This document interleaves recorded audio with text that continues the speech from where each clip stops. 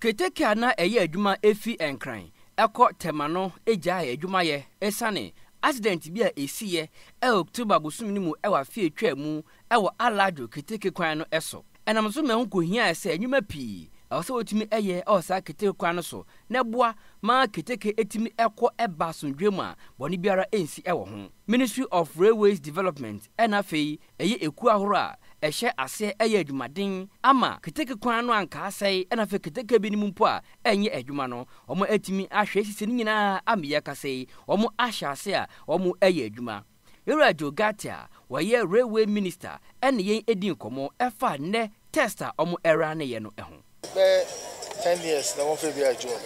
na here na yet na won ye yase we find you decided that you won't be ejuma you work person you won't be ejuma you be railway company the as I you mean the line you one was what two was here was one was na benis can to watch the sebi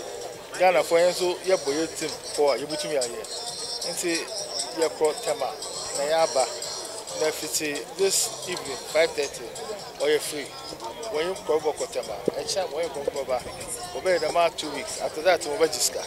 and what do you send us so far my form of over 1,000 and it's over 1,000 because why and over 1,000 Ora John Esel you are no managing director at Ghana Railway Corporation Limited etre eni die awanya awadwuma papa empenefo aye edi afa Accra ena Tema railway lines no eho them service aye or you to relaunch ourselves and announce to the public that we are back only thing I say the penny be nesi ho the year free ride am a kofo hu there and then ebiem wo hu a oba no ride on it wo hu the quality of service now eduma pa no ton no ho nti dem membre dey so here abia e dey ton yan ho so ama ye shase dey ye jiska obiara nyim dey dem sika ya mutue service na me expecting onye sikan onye osumbo dey ye gidem omanfo bi anya akwanya efo train no eko Tema enso ene atenka TV di nkomo etre eni di a omo enya esi we am time no be feel better pa anti dey kan dey da omanpani wo nimdia wanya o dey boa ma train na back to the system I say Ghana no ye free baby akọ baby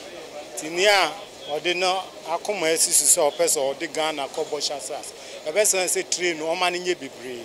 senia passengers ni begu a obi abenye bi akọ baby a oko na amoma na transport no nso aba from kakra ampanifo de ka ho a media bebo amene say ekwan a omo fa so betwa ticket wo train yard ho enumum na